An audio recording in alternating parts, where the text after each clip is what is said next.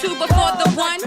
Wisdom is water, I'm the daughter of the cannon fodder. Applied knowledge and insight, a born scholar. Look like a martyr to marauders like Tartar. Wise owl slaughter, whack MCs order applauder. Original woman, decipher the womb. Crown of creation, fruit of the planet, earth and the moon. Oh yeah, likewise. Peace, peace, peace. Welcome to another episode of Wise the Dome. Today I have a very special guest, man. I've been trying to make this one happen for a minute. We were able to get it done now.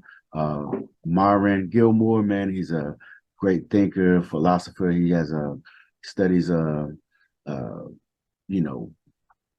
Panthers, philosophy in general, black male studies, and we'll get into a lot of it throughout the show. Again, appreciate you for coming through, bro. Yeah, thanks for having me, brother. No doubt, man. So I wanted to start with black male studies. Not just for everyone who may not even know exactly what it is and what it's designed to do. What is black male studies, and what is the desired idea that it intends to shed light on? Yeah, so black male studies is like it's a paradigm and it's a mode of inquiry. It was introduced by the philosopher Tommy Curry in his 2017 book, The Man Not. And so in that book, basically what he does is introduce this paradigm of inquiry where we're able to study how the United States and how Western patriarchal societies target black men as a function of patriarchy. And it also is casting a critical eye at academia and the function of theory itself. So the caricatures, the negations of black men by white society is understood as happening as a function of knowledge. So the elimination of black men ends up being normalized and rationalized as a positive thing for democracy. Wow. Can you give us some examples of that, happening, in today's time, as far as just that characterization of black men, that demonization of black men in academia and other spaces that help lead to how black men are treated in society? Yeah, I think the criminal trope is a very important one. Western society, who wants a criminal in civil society, right? Right. So if we can label you a criminal or a terrorist, I can do anything to you. You see it in the police murder of black men. It doesn't matter who these black men are. It's the same old trope every time, right? We know once a black man gets murdered by the state, they're gonna criminalize him. If he had a parking ticket, we seen it with Mike Brown in my hometown of St. Louis. Oh, he was a murderer. He was a thug. And so these type of tropes, they're used to dehumanize certain populations of men, and this is how entire populations are controlled in Western societies. So I think that's what I pull on in my own academic work, the criminal trope, because in general in society you can see how black men are all seen as criminal, just in general. Right, we are synonymous with the society's criminal. Right, and how? What are some ways that the criminal trope is pushed?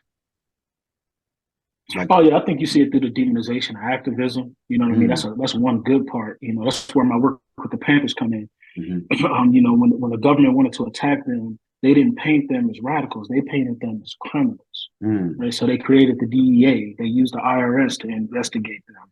They used the FBI, right? Because once you can paint these people as criminals, then we can throw them in jail. We can murder them. We can put the full application of military techniques on them with deadly force. And society is going to say it's a positive thing. Right. It's like, so in order to criminalize one demographic of people, it also is used to justify their treatment, correct? Like if you constantly say black men are criminals, then if you say it enough, there's a certain part of society that will say, well, whenever they see these bad things that happen on the news, well, they must have deserved it. Right. It becomes a normative thing. That's what's so dangerous about in philosophy. Normative is almost becomes a prescription. What ought to happen, right? Black men ought to be killed because they're criminals, right? And criminals need to be in jail. Right. You see it with Arab and Muslim men that are in all of these Guantanamo Bay, all of these secret prisons around the world run by the U.S. state. If these people are terrorists, then that's where they should be. Right? It's a small step to the normative claim that, oh, we should treat these people that way. And if they don't want to be treated that way, they shouldn't be terrorists and criminals. Right. And that's a great point, because a lot of the people that were in Guantanamo Bay were not terrorists at all. They were, but they would be able to be demonized, and which in turn justifies the treatment that they got. Whenever we want a safe civil society, they need to be in jail. Right. And yeah, I definitely see that when it comes to us as well. What are some of the, because I know we're online a lot and we have a lot of discussions, and I've seen some pushback on Black male studies, and like where is that coming from, and what are some of the talking points that they attempt to use? I think most of the pushback comes from people who identify with intersectionality theory, or what's called in the literature intersectional invisibility, which is kind of the evolution that intersectionality theory has taken. And so what they want to say, there's a Black male studies scholar in Pennsylvania, University of Westchester. He calls Black men the cardinal problem for intersectionality theory. Because what happens is every group is understood to be have a different positionality based on race and sex. But Black men in particular are seen as the oppressors of Black women and queer people. Right? And even in their deaths, they're seen as being overrepresented, right? So you see intersectional invisibility theorists argue that we shouldn't pay attention to Black men, even if they are the most targeted by police in the state, because that's taking attention away from Black women and queer people, even if they're not targeted with lethal force. Right. And so that's where a lot of the pushback is going to come from, that people think, this is taking attention away from other victims. Right. So the fact that Black men are the most targeted, you look at the population level data with the lowest life expectancy, a lot of the gaps between the races when it comes to poverty, it can all be explained by the outcomes of Black men, the incarceration rates, the lifetime chances of being targeted by police violence. These things are seen as normalized in race, gender theory, and Black studies. This is just par for the course. Right. And they still want to say, look, Black men are privileged by masculinity. And through that masculinity, they rape, they abuse, they terrorize their own community. Right. So race, gender theory, and Black studies is kind of geared toward viewing Black men as intra-racial oppressors of their own people through that deviance, that because we're denied manhood, we try to prove it through imposing violence on other Black people in our community. And so are they denying all of the other factors that can cause oppressed communities to, like just, I want to be careful with what I say, but, like the element that, let's say, does, that are in the streets, you know what I mean, that are maybe prone to criminal activity. Are they attempting to deny the environmental factors that date back from slavery that that creates this, or is that something that or is it just more that we're Black men and this is our inherent behavior? Yeah, well, it seems like there've been a lot of resistance to the sociological and epidemiological evidence. I mean, there's no empirical evidence used. Black male studies is interdisciplinary, so we use a lot of social psychology, sociology, history. But when you get around race gender theorists, they really want to explain things through a categorical analysis, right? So Black men as men behave like X, right? Black women as women have Y outcome. That is the way the logic is structured. So that it's kind of almost intuitive. It's very resistant to empirical analysis. So this is, you'll see some of the debates I have, it's all based around empiricism, right? How do we explain group behavior? Are we just going to intuit that we're going to have certain outcomes based on sex identity? Or, like you were saying, do we want to look at environmental factors, historical factors to explain these things? And there's a lot of resistance right now in Black studies to empirical analysis. We don't have to spend too much time on this, but I wanted to kind of ask you, like over the past year, we've seen like 2 or 3 Black therapists come out and talk about how they would not want to see Black men anymore. And they did this in public spaces to where they go viral and start all of these different conversations. Whenever you see stuff like that, what are your thoughts? Look, man, to me, it's just a reflection of the professional and academic class. I mean, the demonization of Black men makes knowledge valid in the humanities. It is just, it's how this class, the small class of Black people, humanize themselves by distancing themselves away from those niggers over there. I'm not like them, right? So Black men are this caricature, almost like a primal savage, right? And you put all the negativity on them to make yourself look more human. This is just par for the course. I mean, it doesn't surprise me at all. Right. Do you remember the article from The Root that I think it was entitled something, Black men are the white men of the Black community or something like that? Right. Yeah. I mean, that's the thinking here. Their masculinity makes them oppressors within the Black community. You know what I mean? Right. Even though they're first to die. I mean, which oppressors own nothing, have the lowest high school education rates, college education, most likely to go to jail? Which powerful group does that? Right. You know? Right. I wanted to ask you, I saw a debate that you were having. You had put out a lot of great information. It was about the Black Panthers and the idea that they were patriarchal or even misogynist at times. If you can, for the people that did not see, the dialogue, explain what the debate is and what your position was.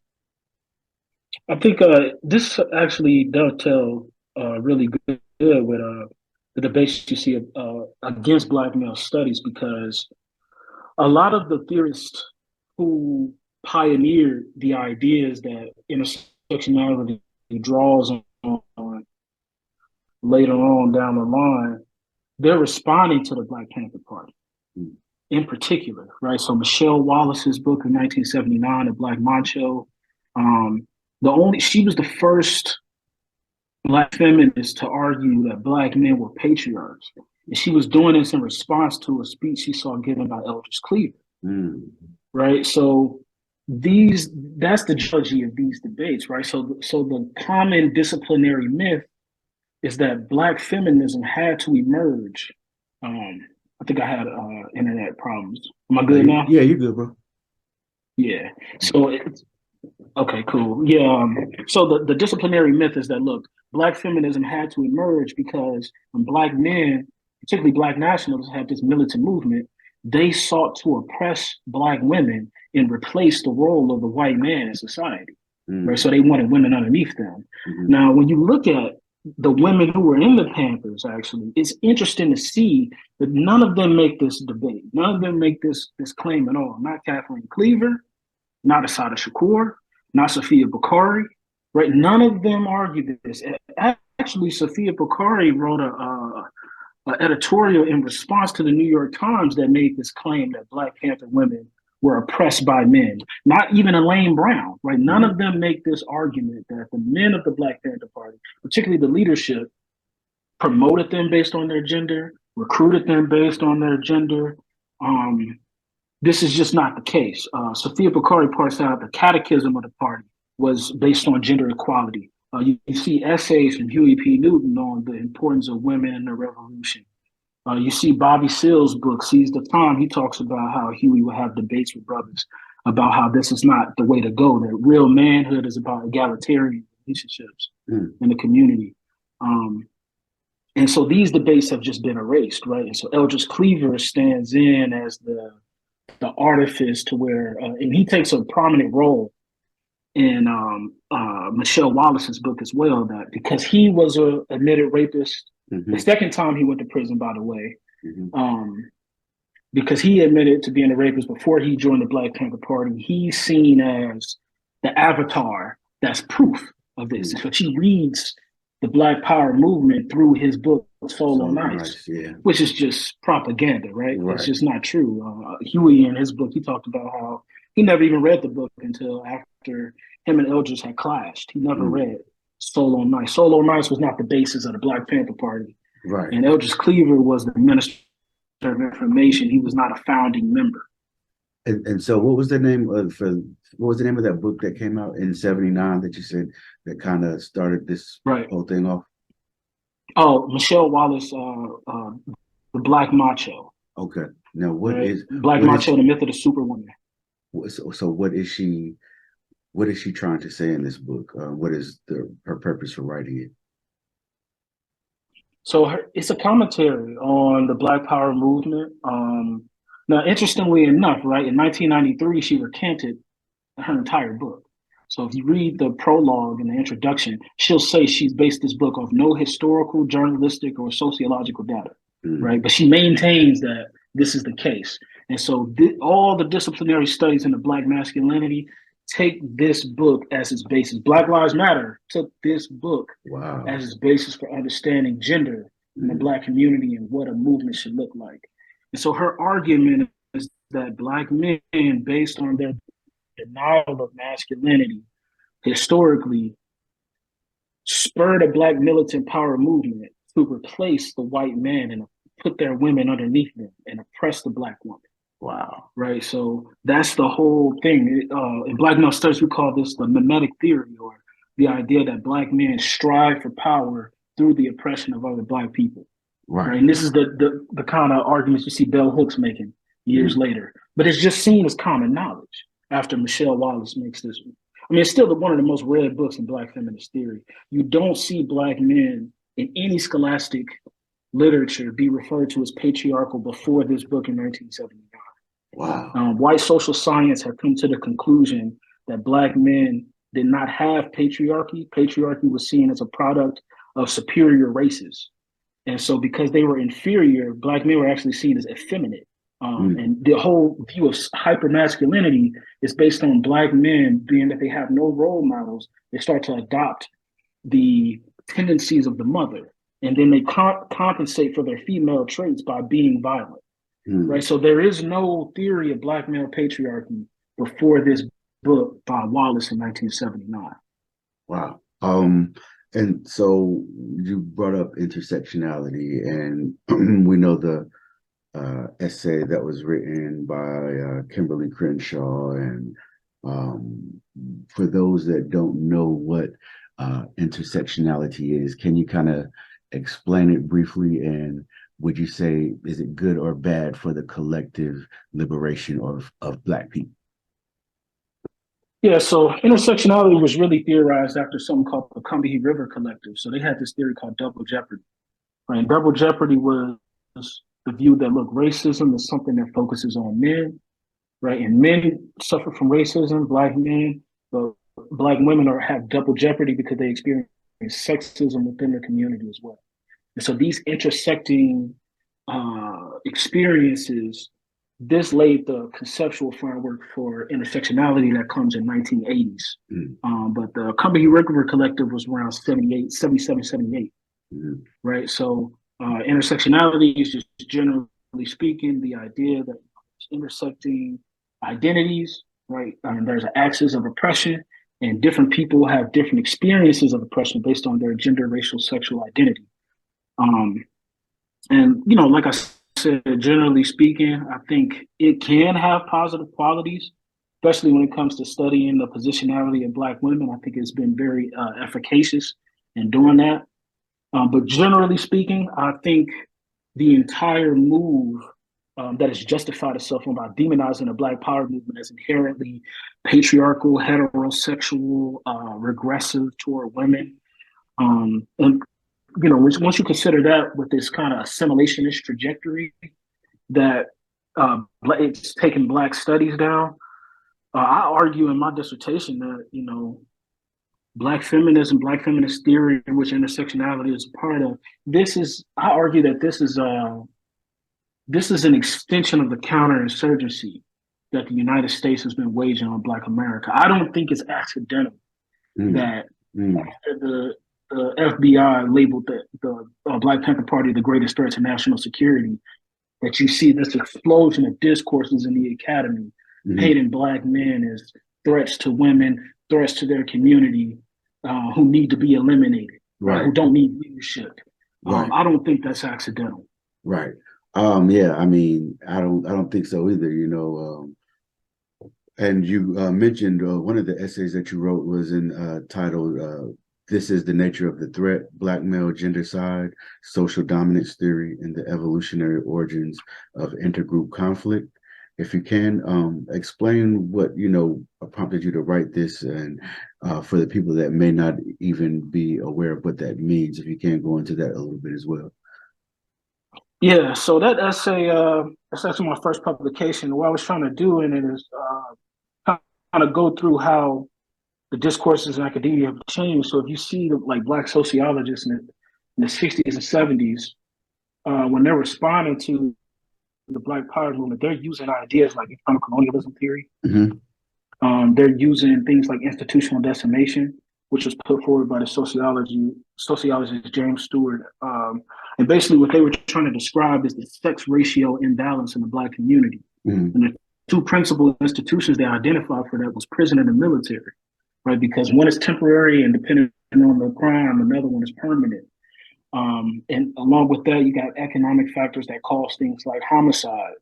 So what they were seeing that out of every 10 Black men, a 10th were being eliminated before the age of 30.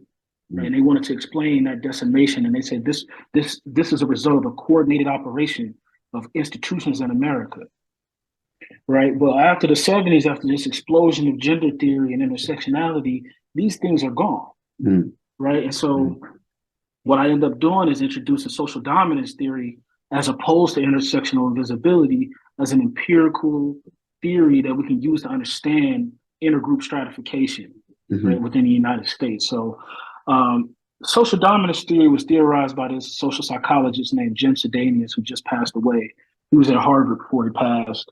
But what he actually did was test double jeopardy theory, right? So he saw these debates in double jeopardy theory. He said, okay, if this is true, I should be able to pull data on unemployment, incarceration, imprisonment, police violence, wage disparities, and all of them should be higher for women of marginalized groups rather than men. And what he found was that the opposite is the case, right? Now, how do you explain that? Right. So he debunks intersectional invisibility or intersectional theory and double jeopardy theory. And what he does is propose a 3-part framework based on social psychology. So the first part is an age stratification system. Older people generally tend to be over younger people and have more power than them. He proposes a gender-based framework. Men usually have more resources and power in society than women. But the third framework is how he describes the most violent types of occurrences we see in society that we associate with racism. So that's called arbitrary set discrimination. And this is where you see religious wars, wars where, genocides, massacres, and like I said, things, you see like racism. He uses a bunch of observational data from the 20th century of genocides. You see this with the Bosnians. You see it with the religious wars, right? It's only with arbitrary set violence that you see, and this could be done on a range of factors, anything from eye color to height. But it's only with arbitrary set violence that one group is going to attempt to kill all the members of the other group, right? Men don't try to kill all women. Older people don't kill all the younger people because there's an in-group relationship. The younger people have to replace the older people. Right. Men and women have filial connections. Right. So even though they're not all the way equal, they don't kill one another, generally speaking. Arbitrary set groups, it's the most violent, right? And so this he calls the subordinate male target hypothesis, because generally the men of the dominant arbitrary set group are the ones doing the social predation, and they're the agents who kill the men of the subordinate group, usually. Right, so they call this the subordinate male target hypothesis. So I described that in the paper. And what a lot of people don't know is that intersectional invisibility theorists actually conceded this point in 2008, and I covered that debate as well. That within the intersectional literature, it is conceded that the subordinate male target hypothesis is correct. Women are not, Black women in particular, they're usually not the targets of lethal violence by the state or dominant groups. But like I said, they maintain that visibility is what's important, not being killed by the state. And I also showed that social dominance theories, they actually updated the subordinate male target hypothesis to something they call the theory of intergroup prejudice, right? And so they wanted to show how even outgroup or in-group women, dominant women, so in our case, white women, they also serve as agents of prejudice. It's just expressed differently, right? So it's expressed by being weary. It's expressed by different types of motivations that kind of encourage the men of the group to be more direct, right? And then there's also this factor that you also don't need to have unequal relationships between the arbitrary sets for this type of violence to take off. So the subordinate male target hypothesis kind of implied that there was a hierarchical relationship between the dominant and subordinate group. But even if there's not a dominant subordinate relationship, you still see arbitrary set groups split up, and the men of those groups conduct all types of violence on one another. 1 second, G. Yeah, no, that's a great breakdown. I wanted to ask you because, as we look at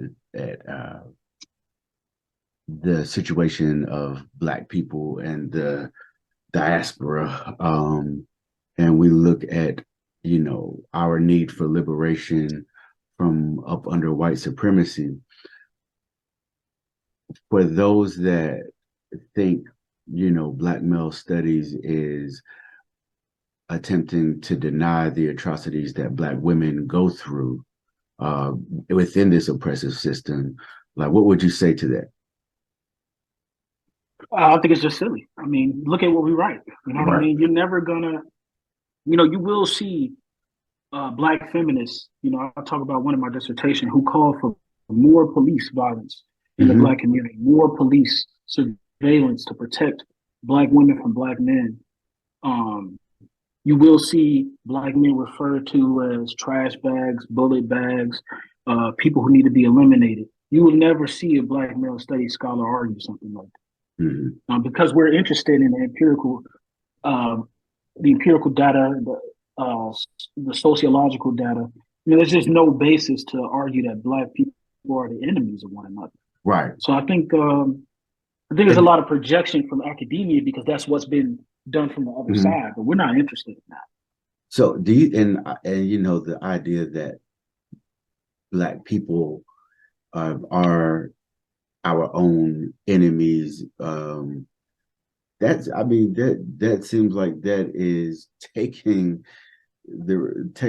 it's like washing Europeans' hands clean of everything that has been done to us. I don't understand that. Yeah, I mean, look, man, that's why I say it's counterinsurgency, man. Like, there's this French colonel who, so he was in an army regiment in Algeria in the 1950s, right? So the revolution that France Fanon is writing about with the FLN, this colonel is on the French forces side, right? Oh, wow. And he's talking about how his plan in Algeria included using women, Muslim women, as he called it, auxiliary force for the broader integration of Algeria to stop national liberation, right? And part of that was giving them the right to vote, healthcare services, a westernized education, and unveiling them, right? And characterizing their relationship to Muslim men as slavery, right? And if you look at the narratives that's coming out of gender theory right now, that's exactly what the connotations you get. Femicide, right? As if Black men are just in an all-out slaughter against Black women. Right. The idea that marriage and relationships imply slavery of the women to the men, that nuclear families are something that Black men use to just rule over the women and children. That we're just, barbaric. I mean, this is just, it's atrocious, man. It's atrocious. Yeah. I think a lot of this is more coordinated than we'll find out in years to come. Right. What are, we talked about the idea of us being criminals, but what are some of the other significant stereotypes and misconceptions about Black masculinity do we see now, and how does it affect the everyday lives of Black men? Oh yeah, I think outside of the criminal trope, I think there's the idea that we rape women, that we're sexually violent, that we're unprofessional, which we know was a European. Right. But go ahead. Right. No, I mean, for sure. I mean, you see it literally. So the criminologists who come up with theories to explain the higher rates of rape in the Black community, their theories are being repeated by bell hooks. If you read these criminologists and you read bell hooks, it's the same logic, right? That they need to compensate for the racism they experience by sexually brutalizing these women. I think that we're domestic abusers, and I think it affects Black men on an everyday basis, given the reality of domestic violence, unemployment, just the desperation that Black people live through, on an everyday basis. I mean, I don't know if you've seen a video going around of that man who was killed on live, by his female partner, right. Now, as a Black male studies scholar, I wouldn't take that and say Black women oppress Black men. Right. I understand that people who live in the South usually have more access to guns, that Black people in particular have shown higher rates of domestic abuse for 50, 60 years, right? So there's broader social problems that we need to intervene on things like that, right? But you don't see all these Black men who deal with domestic violence, right? Who deal with sexual trauma. Right? I remember growing up as a little boy, you can have a girlfriend that's 15. You know what I mean? I know now as a man that's molestation. Right. You're not supposed to be touching me that way. But we see that, we're socialized to see that as, oh, he must have liked it, right? And then when this young boy grows into a man and has sexual issues, how does he communicate that trauma? Right. I think Eldridge Cleaver is another example. No, go ahead. No, I saw a stat that it may have been you or someone else, and I was really I can't lie, I was somewhat shocked about how high the numbers were for sexual abuse against men and boys, because it doesn't get talked about ever. No, it does. If you check the latest CDC data reports on this, Black men have, so they do it by lifetime prevalence and 12-month prevalence. The 12-month prevalence is usually preferred because if you ask somebody in the last 12 months has something happened to them, they're more likely to remember than over an entire lifetime. If you check the 12-month prevalence rates, Black men have the highest rates of sexual violence than any other race group in America. White women, Black women, Mexican women, they have the highest rates. If you check the intimate partner violence, where partners kill each other, right? Black men are the most likely group of men to be killed by a partner. Right, and it's been that way for a long time. In the 80s, up until the 2000s, Black women were more likely to kill Black men than the reverse. Right, it switched in the 2000s, and epidemiologists don't know why. But we don't talk about it like that. We talk about it as if a person's gender causes this type of group behavior, and another person's gender means they're a victim of this type of violence, automatically. Right. You know what I mean? And like you kind of pointed out before, it's making us enemies of each other without the acknowledgement of the historical trauma that we went through at the hands of Europeans. Like, I hate any time that we absolve them and begin to point fingers at each other as if we are the root of our dysfunction. We definitely are dealing with some dysfunction, and we know this, and I understand. I think and what Black male studies is saying, from what I gather from just reading certain things and talking to you, is that it's not the fact that we don't want to address this dysfunction, it's the fact that Black men cannot be the sole blame or the scapegoat for this dysfunction. Am I correct? Right. I mean, that's why I lean on things like internal colonialism theory. Like, look, that idea is dead in Black studies. You'll never hear any of these race gender people. You can go sit in 5 Black studies conferences, 10, 15. Nobody's gonna talk about internal colonialism theory. Wow. And what nobody? It's not talked about. If you can explain what internal colonialism theory is. Yeah, so it's the idea that the structural relationship that Black people have to the U.S. is that of a colony, right? Instead of being an external colony, we were imported and treated as colonials within the borders of the United States. These are the arguments that Huey P. Newton is making, that Dharuba Ben Wahad, and Eldridge Cleaver. The logical consequence to internal colonialism theory is national self-determination. Right, that's why they had their movement structured the way it did. After the Black Power movement is over, internal colonialism theory goes by the wayside. Right, we're talking about gendered issues of oppression now. Right, where the problem is the people of our own community who have a defective culture. You know, I mean, I think you see it with peer-to-peer homicide as well. You know, I have a couple of friends I've lost to homicide and suicide, and you know, in a popular discourse, Black men are just blamed for that, right? We kill each other, right? I mean, you see people say it when there's a response to police violence, an equivocation where we kill each other, right? But we see, you see that trope a lot, even within our own community, both Black men and women. Well, we kill each other, so like that's not an excuse for. It's seen as sophisticated, almost, right? It's almost seen as like an insightful comment.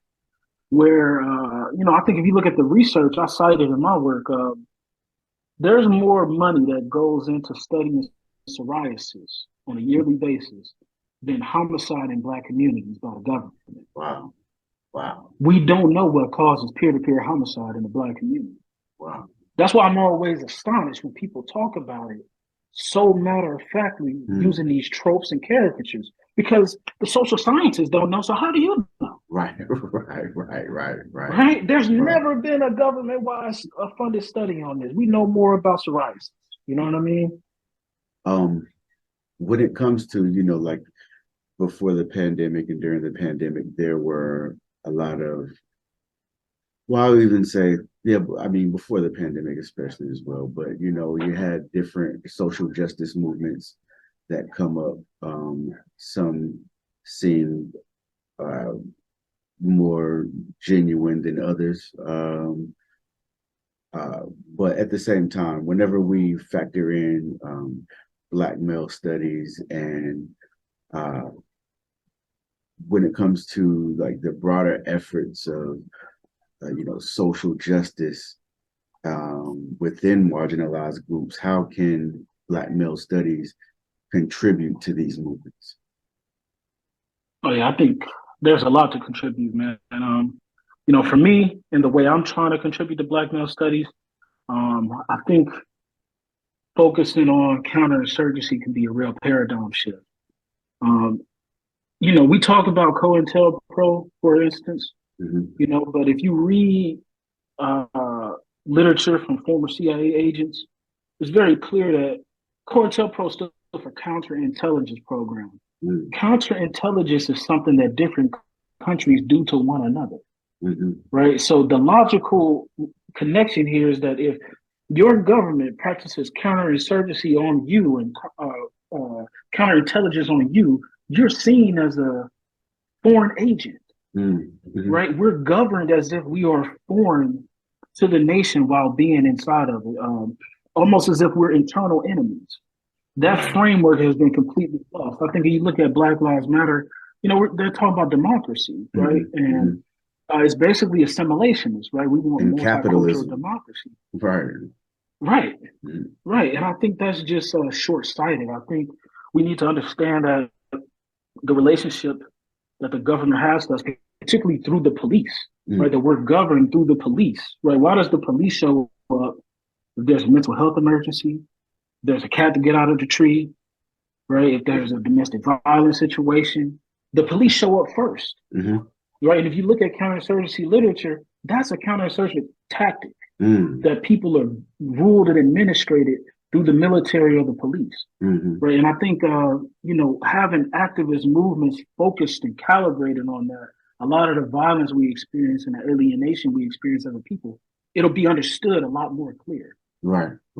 You know what I mean? And instead of us, like you said, internalizing caricatures from the broader society and applying it to each other. I think you said something that's really eye-opening about there's really no money put into studying the violence in our neighborhoods, right?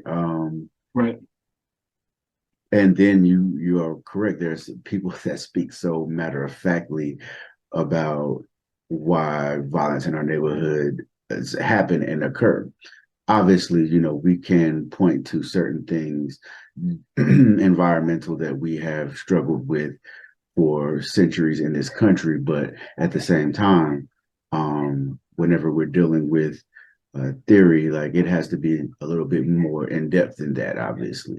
If you can, I think a lot of people may not understand, because I know that you are a philosopher, you are a writer, and you have read much theory, whether it's theory that you agree with or theory that you don't, right?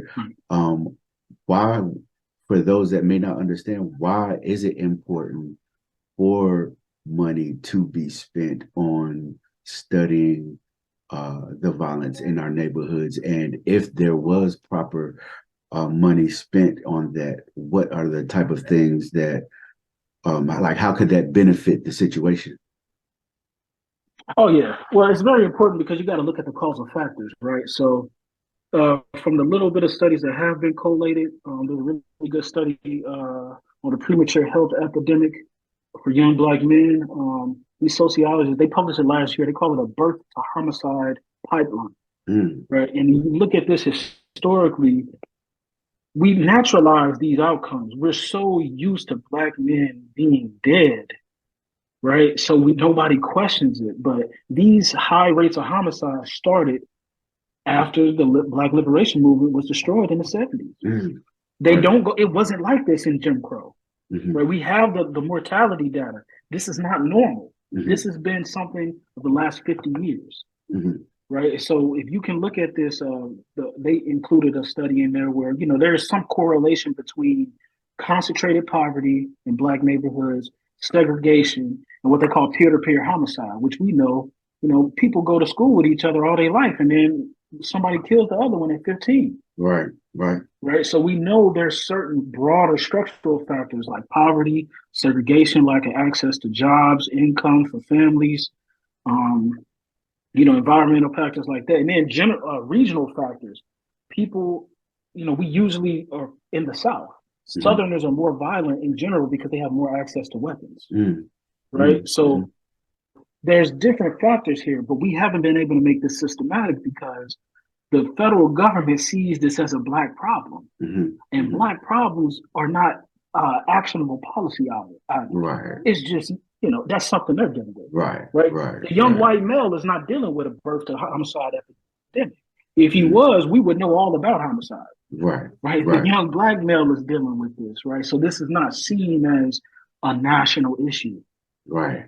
And that's the real problem, And I think and it can't be seen as something systemic. It has to be seen as, Black men are inherently violent. I even saw, I can't remember who it was, but it was a white man on Joe Rogan's show who was giving these stats and wanting to, I didn't watch all of it, but I think he was even talking about, genetically our predisposition for violence. And it's like, that's not what any of the science says, right? But to be able to run with this narrative and have this narrative be on mainstream media, like, you can see how easy it is to just say anything about Black men and have it stick. Yeah, and it's dangerous too because our academic class has internalized those same stereotypes. Right. So I was put on to a conference that was just held at a Black Studies department in Illinois, in Northwestern. Right. This was last November, and they were talking about domestic violence in the Black community. Now when you read public health scholars and they talk about domestic violence, their solutions for it, particularly in the Black community, are access to jobs for Black men, intervention, because drug use usually predicts higher amounts of violence, mental health treatment, because people who were abused as children are more likely to abuse as adults, but all sociological, environmental factors that we need to intervene on, right? Do you know it's a group of Black scholars, Black studies scholars, their solution to domestic violence was to arm Black women so they can kill their partners and protect themselves. Wow. Instead of, I mean, this is where we at. Right. You know what I mean? Right. In Black studies. So imagine what the white people are saying in these areas. Right.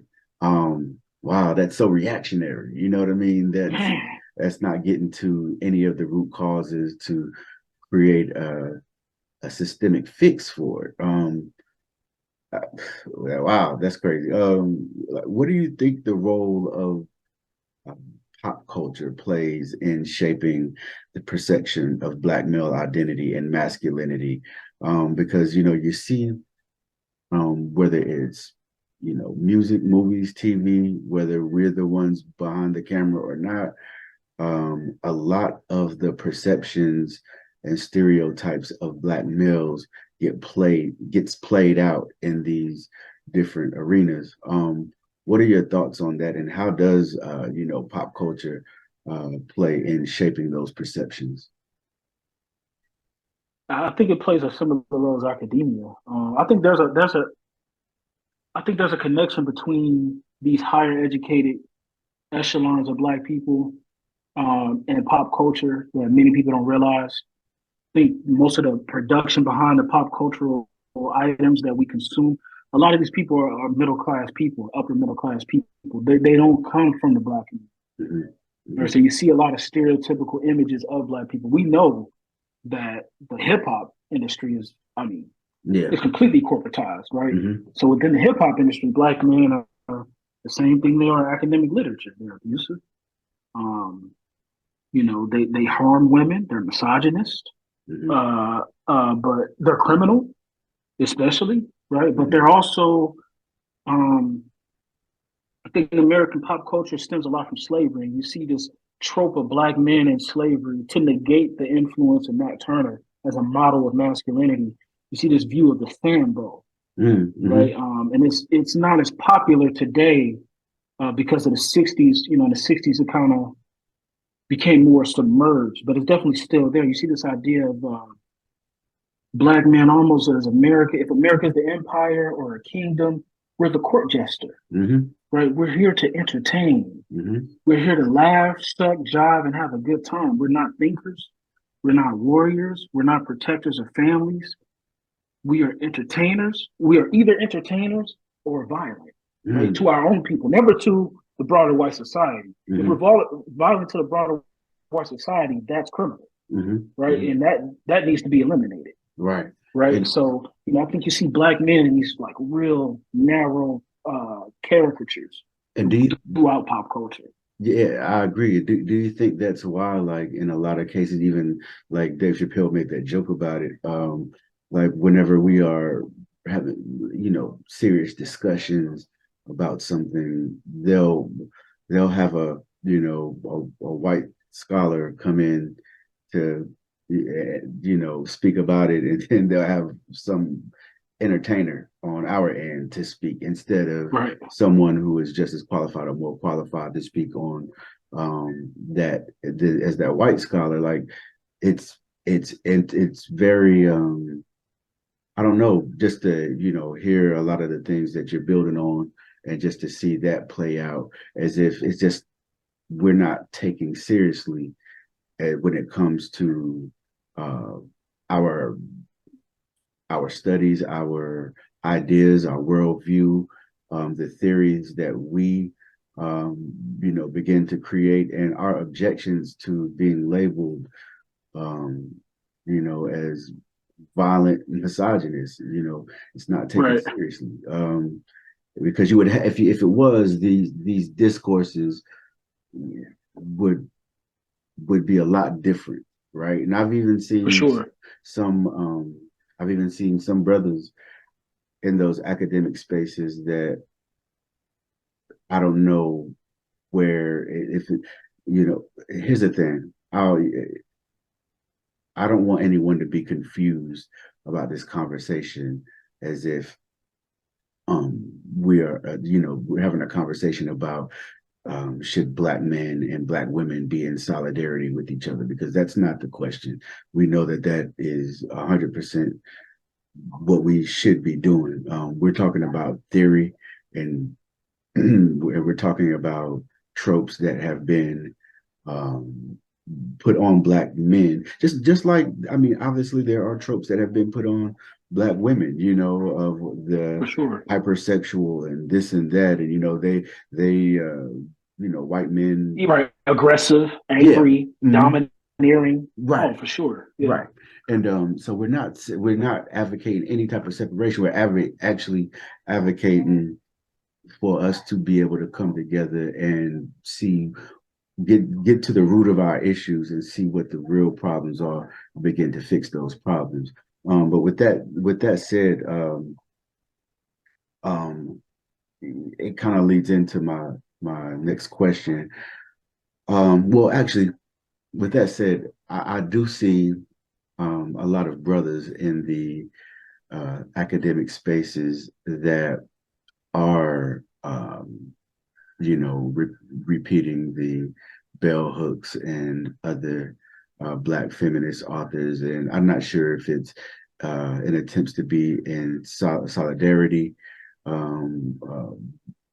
with Black women, but I'm not sure that's it, because all Black women aren't feminists or follow the theory of bell hooks. So, but a lot of times those men, whenever you're having these conversations, I see a lot of times it becomes like a personal thing where it's like you guys don't want to admit that Black women have their own suffering, and have Black women aren't the victims of certain things within the community. Have you noticed that a lot of times is how they respond to the discourse that you do attempt to have? Oh yeah, for sure. It's always personal. Man, for a long time it was, it always switches. It's, you hate women, or you can't get a woman, right? Or now you just don't want to admit, that there are certain things that Black women experience, and I think that's just baseless. I think, I think this is the value of social dominance theory, right? Like, the men of these marginalized groups, their dehumanization, it's a small step to the dehumanization and root and branch killing of the men and women associated. Right. And I think you see the same thing with slavery, right? Sambo never had a female analog. There was no female Sambo. But in the mind of the slave master, to keep this male in place is to hold the women and children in check logically, right? It's all going to follow from there. This is how intergroup conflict works, right? So it's almost implied that once you have a certain level of dehumanization of these outgroups, I think you see the immigrant men as well. If you're talking about Israel and Palestine, do you think Palestinian women have it easy because Palestinian boys as young as 14 are being firebombed and killed with IDF Air Force bombs? Right. They live with each other. Right. The police kicks in the door. This is Breonna Taylor. They didn't kick in the door looking for her.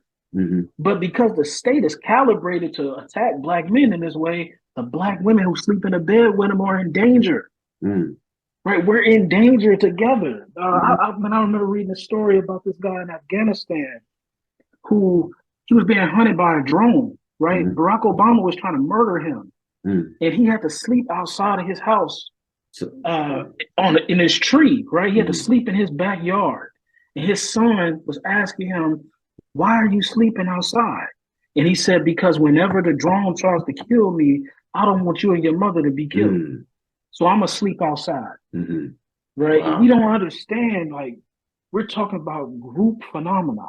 There are sex-specific distinctions, but it's all within the framework of group phenomena. This is how certain groups are targeted, demonized, and killed. You know what I mean? Right. That always gets lost with this. You know what I mean? Right. No, that's a great point. So how do we balance the need to highlight the unique experiences and perspectives of Black men while being understanding to the unique experience with white supremacy that Black women face as well? Yeah, I think we just stick to the evidence. You know what I mean? I think a good part of, Black feminism has been literature. And I think Black women do need to write their stories and their perspectives. I wouldn't want to stop that. But I think, we have a conceptual framework to where we don't blame one another. I wouldn't want Black men producing literature that blames Black women for their outcomes. And it's vice versa. I think we're better than that. Right. You know what I mean? I think we can look at the social situation we're in as a people and understand each one of our perspectives. Even for Black queer people, I don't think Black heterosexual people are the bane of your existence. I don't see why we have to do that. But I think the academy is structured, because I mean it's basically structured by white liberals, right? And they need a Black boogeyman, right? That's the story that's gonna sell, right? But I think if we can get beyond that, I think there's a wide field open to us. You know what I mean? To not only study our experiences, but put our message to the world. I think we often forget as Black people, we exist in the world, man. The world is watching us. You know what I mean? The world is watching us. And what do we have to say? In 100 years, when we all dead and gone, what are we going to leave behind? Right. You know what I mean? Right. When it comes to philosophy and theory, how important is it to have empirical data that you can fall back on that helps to understand an idea about the subject at hand? How important is being able to show the data? Yeah, I think it's super important, man, because if not, I mean, you got people just making shit up, right? And when it comes to Black people, we've seen this all the way going back with Du Bois. You know what I mean? People would just justify anything. Like we was talking about. Oh, I saw a Black man today. He was a criminal. Black men are criminals. Right? We could just take your personal experience. Oh, my father acted like this toward my mother. Black men are bad fathers. Right. Oh, my mother did this to me. Black women are bad mothers. Right. You know what I mean? There's no population level justification for something like that. So me as a philosopher who, has an affinity toward a more empirical method, I understand anecdotes. I can appreciate an anecdote, but I'm very hesitant when people start making broad generalizations, negative generalizations about Black people, men or women. Right. Because like you say, even if I'm criticizing Black feminism, most Black women are not Black feminists. Right. You know what I mean? Even in all Black feminists are not women, as you was just pointing out. Right. We're talking about ideas. You know what I mean? We're talking about ideas. What kind of frameworks and ideas are we going to use to understand our condition? Right. Most definitely. For those that want to, learn more about Black male studies, and read some of your works, some of your essay, and also you said the book "Men Not" from Dr. Tommy Curry. What would you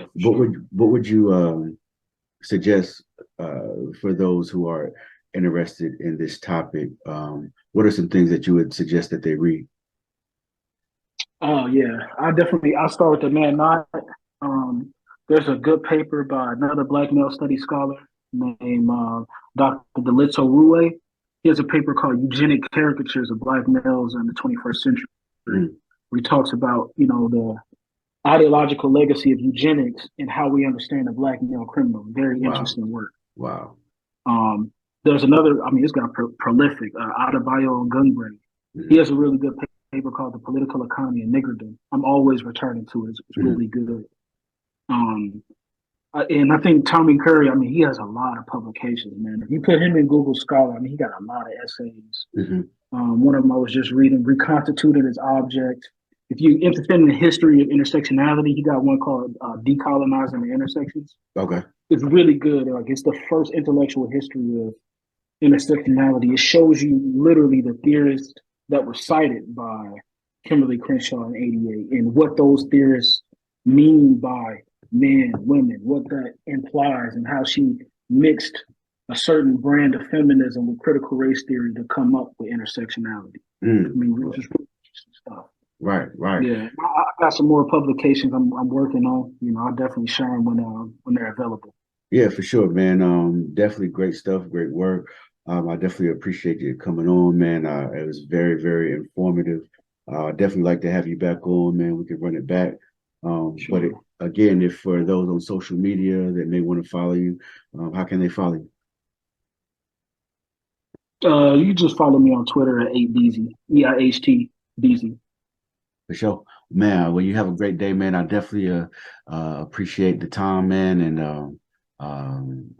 again, I look forward to doing this again, bro. All right. Yes. Likewise. Peace.